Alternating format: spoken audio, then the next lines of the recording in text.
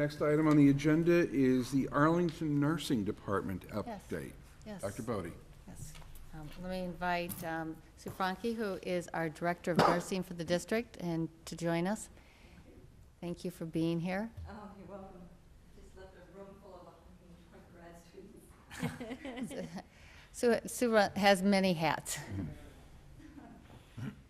So this is a little new to me. I'm assuming I click to the right to move forward? Actually, I should say it's Dr. Franke. She completed her doctoral studies a few years ago. Thank you. So it's funny, I did have a class with 120 students, and I'm not nervous in front of them, but I am here, and I don't know, that makes no sense at all. Well, I think, I'm used to that. I'm not used to this. So this is basically just to meet you and so that you know who I am. I know who some of you are already. And to let you know what's going on in our department. I'm not going to go through the minutia of everything nurses do. It's not the same that we used to do. It's much more detailed work these days. And some of the concerns I have with our growing population and with our growing medical acuity of students with serious healthcare needs that we did not see 2 years ago and before. So I just thought this would be a good opportunity for me to let you know what's going on. And when I sent this, oops, oh, I hit the wrong one. Oop, there we go. When I sent this out, you probably have my notes on it too. I apologize in advance for that. But this is a breakdown of our numbers for our nursing coverage. We have one full-time nurse in every school, and then we have a couple of one-to-one nurses for students that have serious medical issues. One of those nurses is funded through the town, and one of those nurses is funded through, we hire an agency because the student is not in school very many hours a week, anywhere from 6 to 8 hours a week on average. So it behooves us to use an agency nurse for that particular child. I have 2 grants from the Department of Public Health. The larger grant, the ESHS grant, covers 2 full-time, or almost full-time, per diem nurses. I say with variability because sometimes we have one nurse that's a permanent per diem nurse, 5 days a week, and one, he is with us about 3 to 4 days a week on average. So these are averages. And then we have a new, I'll get into it a little bit, we have a new ICC grant that's Innovative Care Coordinator grant from DPH we just got last spring. And that funds a care coordinator, almost like a case manager, to help oversee and manage the care of some of these students with complex medical needs. And when I say medical needs, I also am referring to kids with school adjustment issues, kids with mental health issues. We're going to talk about that. Actually, that's the focus of a lot of my talk this evening. And we're just seeing enormous rises in children with anxiety in our schools, and we need to address it with some help. So I wanted to show you these ratios. The Mass Department of Public Health has guidelines. These are not mandated guidelines, they're just simply guidelines, that there should be one nurse to every 450 students. And this is not reflective of the acuity of somebody's health issues. National Association of School Nurses, their estimate is one nurse to every 750 students. Bear in mind that that demographic is across the country. We have communities in more rural states that have schools that are 20 miles away from each other, and one nurse might travel from one school to another in one day. So that number is, it's not a realistic number. We could never look at those numbers in our town. And in terms of what the town funds for our nurses, in the high school we have one nurse too. I just got these stats the other day from Karen Tassoni. One nurse to 1,277 students, and at the Audison, one nurse to 1,105. And then I used the ESHS grant to fund the per diem nurses for extra coverage. So that's how we get the extra nurses in those schools as a general rule. And that doesn't include me, because I've been in the Audison for the last 3 days covering, because we've been had a lot of nurses out sick. There's a stomach bug going around, just for the record. They're thinking about condemning the Pierce because there's so many kids that are out sick right now throwing up. probably a gastroenteritis going around, but those numbers do not reflect my position or the care coordinator position. And I wanted you to be aware of the rising number of office visits. I don't need to tell you that these numbers are going up for the students coming into the school system. You know that better than I do. But we have a very specific, a very excellent electronic medical record system that we can capture data. You know, one has to remember too, garbage in, garbage out. We've been working in the last 2 years to really make sure the nurses are being very specific about their student encounters. So when a student comes in, we try to capture what time they came in, what time they leave, and why they're there, and that's broken down into many different categories. But overall, these are our numbers of student encounters in the district over the last 3 years. And as you can see, in 2013, 26,700-ish. In 2015, it's gone up quite a bit, over 10,000 in 2 years for encounters. But our nursing staff has not necessarily reflected being able to take care of that.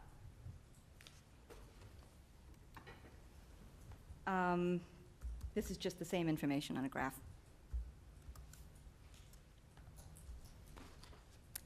And just, I thought you might want to know information about concussions. These are our documented cases of concussions just for this year, is 47.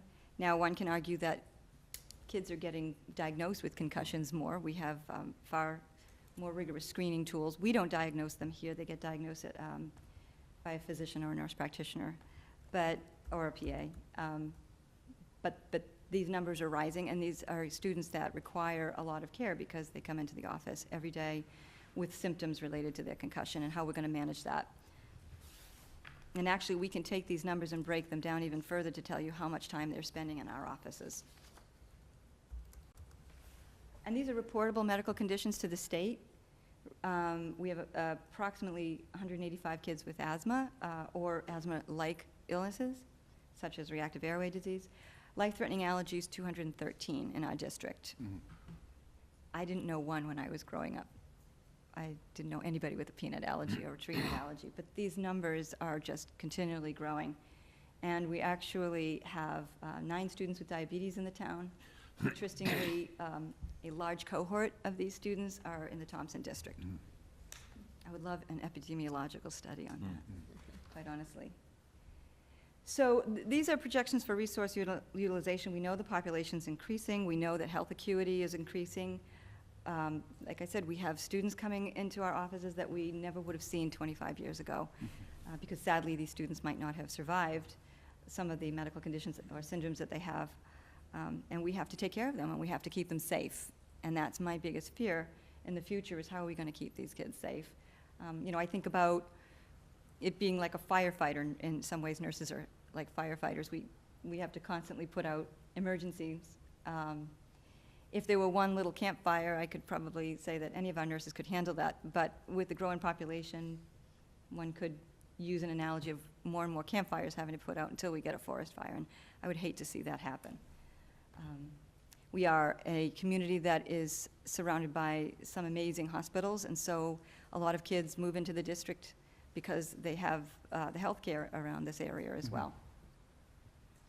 And as I'm going to touch on, I wanted to touch on the Audison. That's what I wanted to move to. The number of kids coming in with mental health-related issues such as anxiety is just jumping off the charts. I've never seen anything like this. I don't know why. There's many theories out there. I don't think anyone can pinpoint it to anything. And what makes it more complicated is nurses get sick too. They're in the trenches working with the kids that are sick, and they get sick as well, or they have children that are out sick. So we don't always have great coverage in our offices. And I just wanted to touch just briefly on the Innovative Care Coordinator Grant. I've joined the Department of Public Health Task Force to help sort of procure this. We get about a little over $35,000 a year towards having a care coordinator oversee the issues, whether they're concussion-related, whether they're anxiety-related, school adjustment issues. That person is the gatekeeper and the go-to person for when a child has these problems and they're trying to make it through the school day. So the care coordinator is the one that communicates with everybody in the schools, with the parents, and sort of oversees the general care of the students. We just got an AEF grant this week, so I was very excited.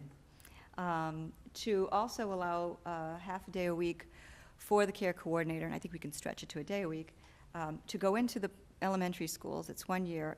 In order to create sustainability with care coordination in the elementary schools, we want her or him, because we're reposting for the position, to teach the elementary school nurses how to be instrumental in coordinating the care of a child that has medical or mental health related issues. So we're very excited about that. And also, we're able to track a lot of these student encounters for children with anxiety issues. So I picked on Audison because I couldn't believe the numbers and the way they were rising. When I say MH, it's related to stress, anxiety, or any behavioral related encounters that children might be experiencing. And these numbers are just dropping off the chart. Because we've been tracking this closely this year until April, and I don't have numbers for a full year, in the previous years I also used the same number of days just to make sure that the data was equal. And these are our Audison encounters. So I remember being at the Audison and working there, and I would see on average about 20 students a day. Now we're seeing anywhere from 40 to 60 students a day. That was just 2 years ago. So we're seeing a 100 to 200% rise in encounters just within the last 2 years. I can't account for this. I don't know what's going on, but it's concerning. And we've been using our per diem nurses to help cover there, but I'm sort of afraid of losing those that are really good. We really need some extra, we really need another nurse up at that school. We really do. I wanted to break down some mental health encounters even more at the Audison. Just this year, we've had 23 mental health related hospitalizations. That's probably double what we have here at the high school this year alone. These are what we're seeing. And this is how we capture our data. We can actually capture the amount of time the students are in the health office. And for one student who's only been there for 16 times, this is how long that particular student was in the health office. The other one, student B, has been there for 51 visits, and they've been there for almost 1,600 minutes. As I said, I've been there the last 3 days covering, and I had one student who just came down for something quite benign, and I said, "Do you know that you've been here 60 times this year already?" And he said, "I have." And I said, "Yes, you have. Let's get you back to class." And 119 students with greater than 10 office visits. And so far, I captured this data just a few days ago. There's been over 3,000 visits with those 119 students alone. I just also wanted to touch on Menominee Preschool. This has been something in the back of my mind for the last year and this year, and then I just went down to the preschool to work with them in a meeting. And because of the services we offer here in town, a lot of kids that could not get into other preschools because of health-related issues are able to get into Menominee, and it's a wonderful program. It's worthy of a lot of support, and my biggest fear is that we, in general, have one school nurse here in the high school. These parents come in thinking that, that nurse is going to be able to service all the needs of those younger children. Some of those kids are coming in with very serious medical conditions. And I'm not talking about just the kids that are enrolled in the program. I'm also talking about the kids that come in for services. And they may come in for OT or PT or speech just for a 45-minute session or half-hour session, and the parents drop them off and leave. So that therapist is with the student, and if something happens to that student, it probably takes a couple of minutes for the nurse to get down there, to drop what she's doing to get down there, and that is concerning to me. So in talking with them, I said, the acuity of your students are statistically very high, so you really need some more support. Either we need another nurse in the high school, or you need at least somebody during a good chunk of the day while those kids are down there to help meet those needs, and maybe even help out a little bit in the office. doing some paperwork for us because we have endless amounts of paperwork that we're always trying to catch up on. So I just wanted to raise that as an issue because this is something parents are expecting, and I think it behooves us to be cautious and make sure that no child is at risk. Mr. Hayner? Number one, thank you for a great presentation. I too am very concerned about the issue of one nurse being available in this facility. I could just see a nurse on the 5th floor in this building getting called to the other side of Arlington almost to go down to Monotony. I support that in any way we can remediate that. The other thing, and I direct this either to Dr. Bodie or you or together, do we have a way to determine if we have a sick building? I know we have a very old building, but I mean, you talk about health issues and stuff and reoccurring and stuff, so, Dr. Bodie? Well, okay. we do have,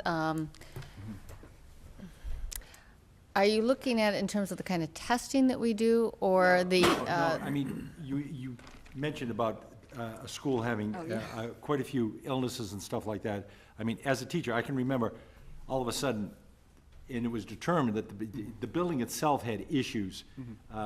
We had an issue a year or so ago in one school that could have promulgated health hazards with the mold and mildew. But I mean, some of these buildings, with the data that we capture and everything, may show we have a history.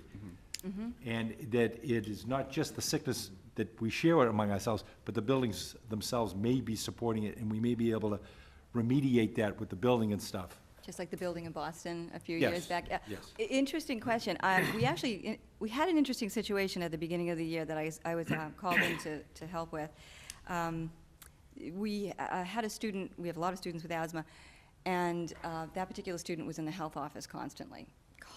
And I even went in, and I'm a nurse practitioner, so I went in and I did my own physical assessment on the child.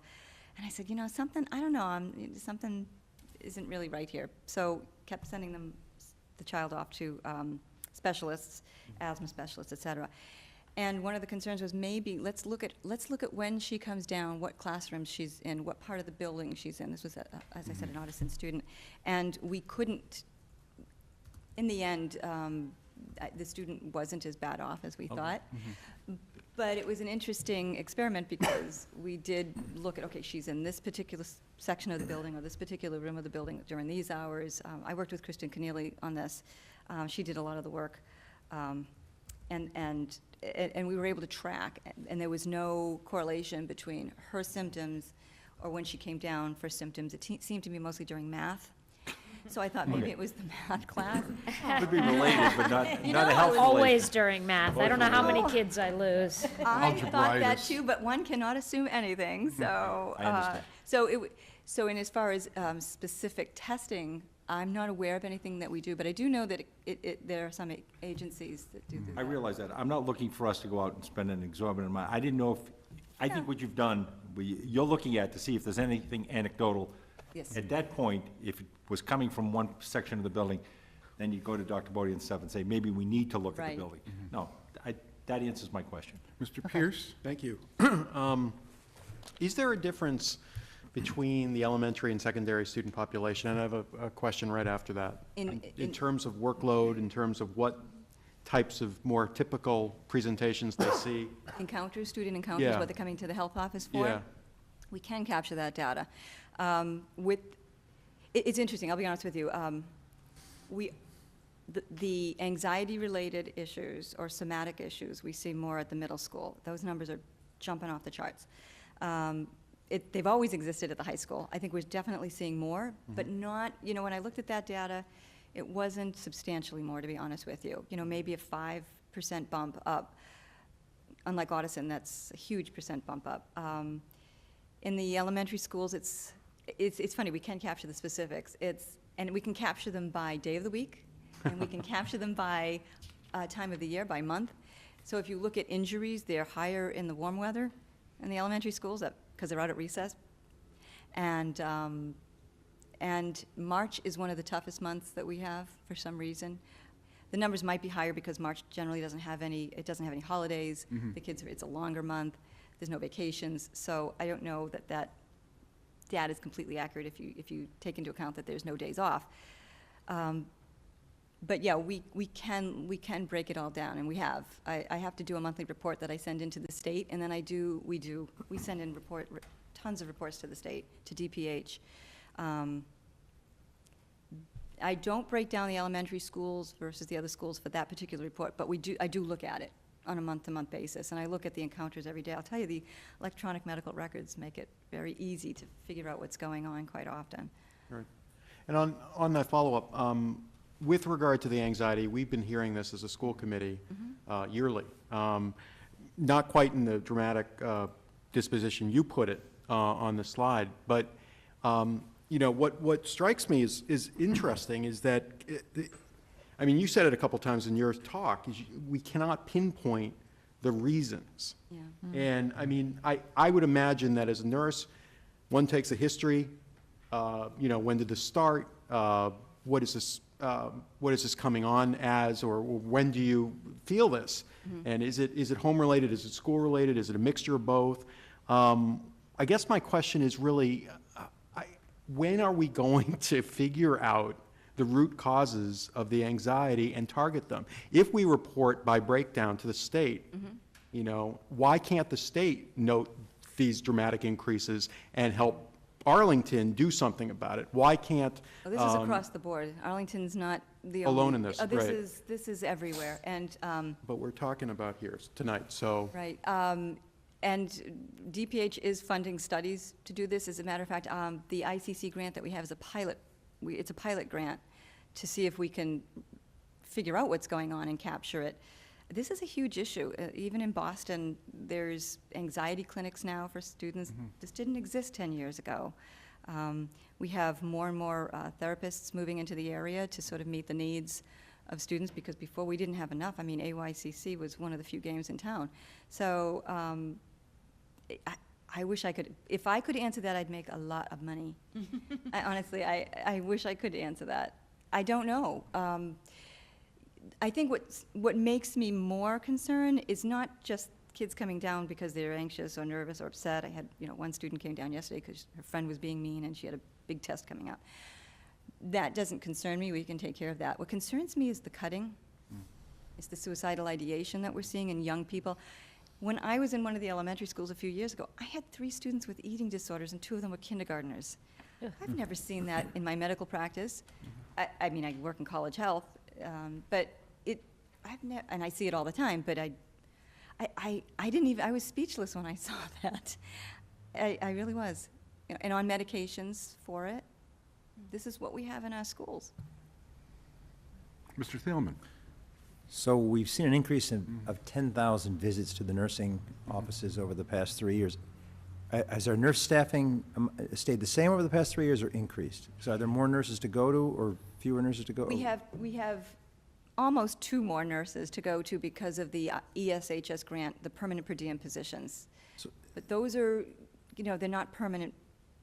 We call them permanent, but they're really not permanent. Look, I'd love to have more nurses, but I'm just asking a question. Do you think there's a correlation between the increase in the nurses and the increase in the visits? No, I don't think there's a correlation at all. They're going to come no matter what. Do you kind of break down the numbers and look at the ones who are repeat students who just want to get out of Algebra 1, or? We do sometimes. As a matter of fact, one of our unwritten policies is that if you see a student coming down more than X amount of times within a given period, I think we, you know, basically in the fall, we talked about it as a group, as a team, and we said if they come down more than 10 times in a 3-month period for non-serious issues, you know, you see that little spot, you know, I need a Band-Aid. It's like, I have to put my glasses on to see it, and there's nothing there. So they come down maybe for somatic issues or what have you. We do track that, and what we try to do is get the parents involved. We certainly try to get either guidance or the social workers involved. So there really is a lot of collaboration in the schools. I'd like to see more collaboration between the guidance and between the social workers and the nurses, because it is a team approach. So we do try to, you know, sometimes we have good luck. We'll call in the parents and say, you know, just so you know, they've been down a lot of times, because we really want to get them back to class. That's the objective. You know, certainly if a child is truly ill, that's a moot point. But we do make a concerted effort to try and dig deeper to figure out what's going on. And have you looked into, have we had in this district student nurses that can help support the nurses? And is that, do you? We take more student nurses now than we ever did, and that's Okay. probably because I teach. Yeah. So, and they love to come into the public schools. There's a little bit of an issue with that. There's always a liability issue with that. There's the training, trying to, they're only there for maybe 10 weeks at best. No. Per student, because generally, for community health, they take this for community health and come into the schools. That's 60 hours of clinical time for that particular course, and that's the only time you're going to see them. So we've used a lot of grad students, nurse practitioner grad students as our per diem nurses. In fact, I just hiring one right now. And so does that alleviate the burden on the nurses, do you think, or? That's a good question. It's really hard to say because what I find is that you can get some people certain days. I mean, here's the reality. We pay so much for a substitute nurse. And then I use my ESH grant to boost up the daily salary, the per diem salary, because otherwise we're not going to get them. But even then, a nurse can make 3 times more working in a hospital in Boston, or 2.5 times more working at a local hospital in our demographic. So where's the incentive? Sometimes we get nurses that say that I want to go into school nursing someday, so I'm going to get my foot in the door and I'm going to become a sub. But they usually have a couple of jobs, so they're usually working in a hospital per diem and then they're working for us per diem. So it's really hit or miss whether we're going to get them or not. It's hard to call someone. I had 3 calls this morning at 6 a.m. No, I'm sorry, 2. One came in last night at 10. That, because they were sick. Do you know how hard it is getting a substitute nurse at 6 a.m.? So I was in ASOP at 6:15 this morning. Thank you. Ms. Starks? I was wondering if and when you do work with the social workers especially around anxiety, what does that look like? So if someone were to show up with one of our nurses, and they're realizing that the realization is that it's anxiety. Right. Do they ever call the social worker? Oh, absolutely. Have them go in or Absolutely. start seeing them instead? Oh, absolutely. But try to get the social workers, because they're full, their schedules are so full. Sometimes we can, certainly if it's an emergent situation, they'll come out, and fortunately, we don't see that too often. But they're working straight through also, so Right. it's really hard to capture their time too. They're excellent. They want to help, and anytime we go to one of the social workers and say, this is what I'm seeing, this is a problem, the vast majority of time, they're on top of it and helping us with it. But when they're busy, we're the first port of call quite often. Sometimes the student will go to guidance, or sometimes they'll go to the social worker, but if the social worker's in a meeting, quite often, we're the ones that are managing the student's anxiety. I also have a couple of budget questions. I'm wondering if we bill Medicaid at all for any of these healthcare. That's an excellent question. Things. I think we bill on like a handful of students. Honestly, for the kids with acute medical conditions, no.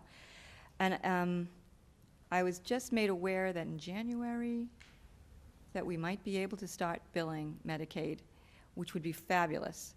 So I've been trying to find out how this is done. Yeah. And UMass runs the billing, and it's been very difficult to get the information. So far, let's take, if a child is on Mass Health, for example, and we do an oxygen saturation for cough, just check, put a little finger probe on and see what this ad is.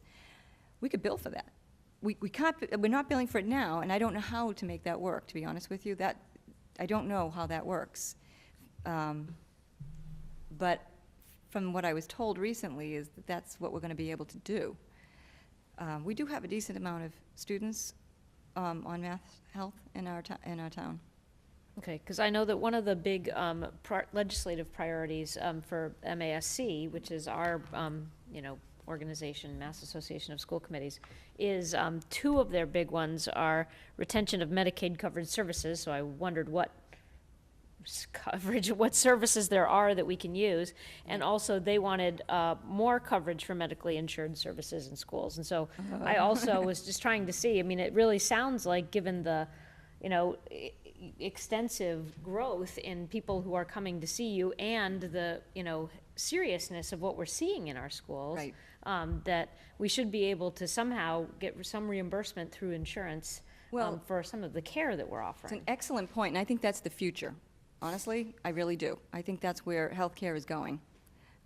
There was a study done by the school health unit at Mass DPH that was able to prove that for every dollar that is spent on school nurses managing school health issues, it saves $3 in insurance. Wow. So, and that was just published last spring, I think. And it went nationwide. I think American Academy of Pediatrics even picked it up. But it's not happening yet. Now, Cambridge, for example, has, Cambridge Health Alliance runs a clinic at the high school with nurse practitioners. So they're billing out. Yep. We should need to talk to them. Yeah, we do need to talk to them because I have thought about it. Dr. Pangburn is our school physician. I have not approached him about this. He's gone down to part-time. I don't know if he wants to take this on, but I have to be honest with you. I'd love to see that happen. And I do think that's the future. You're going to see more people like myself working in schools.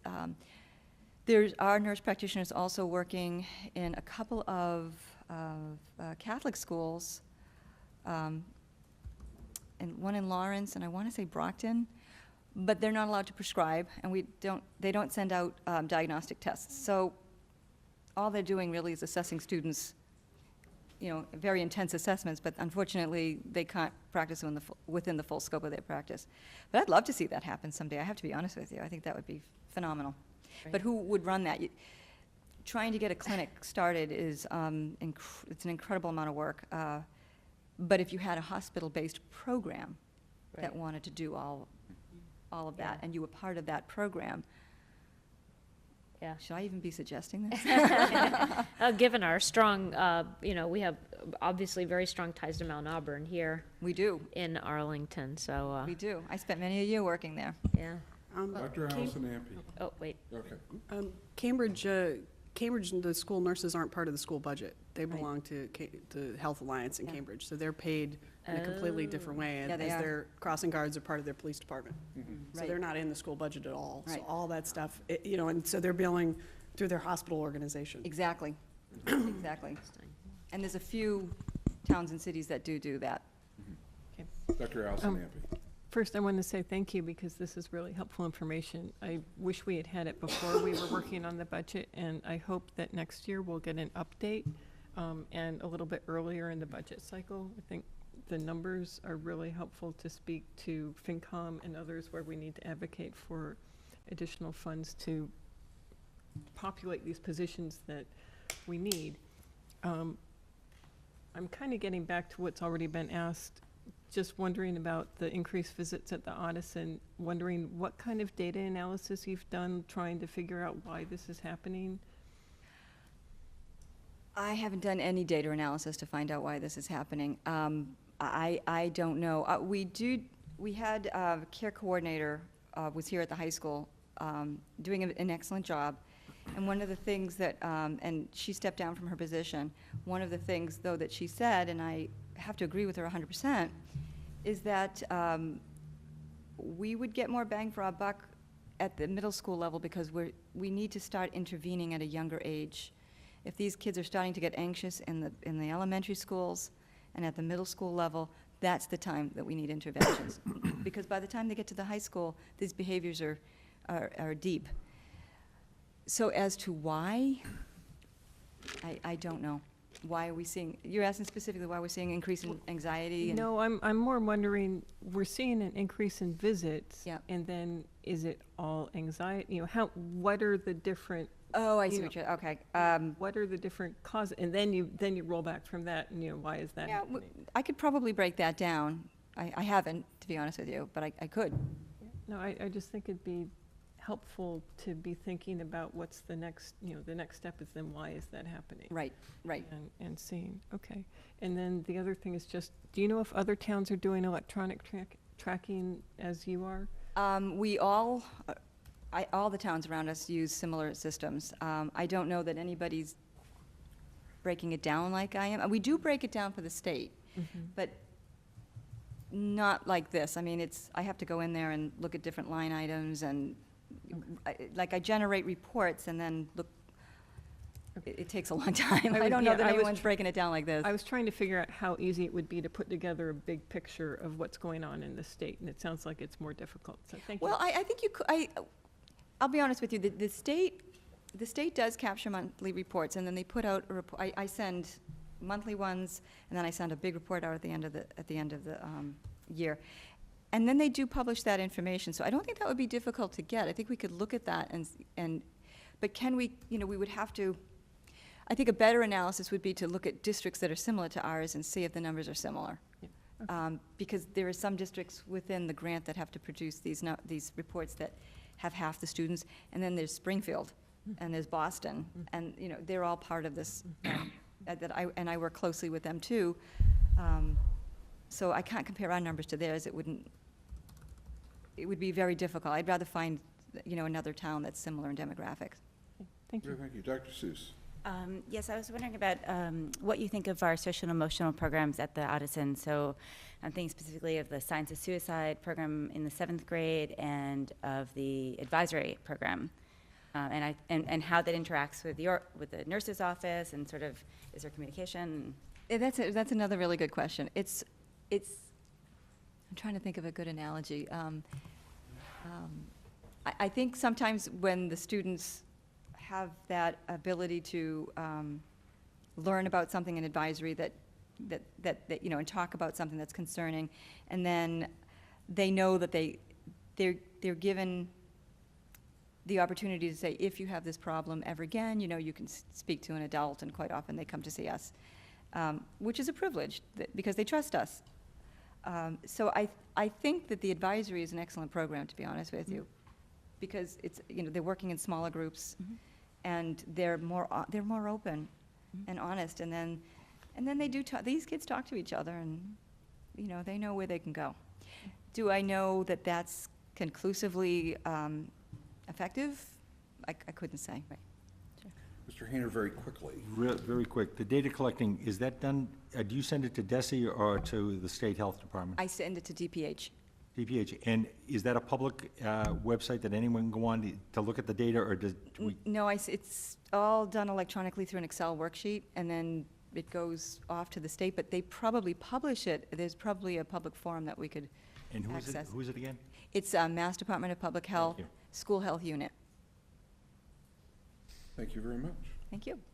Thank you. Next item.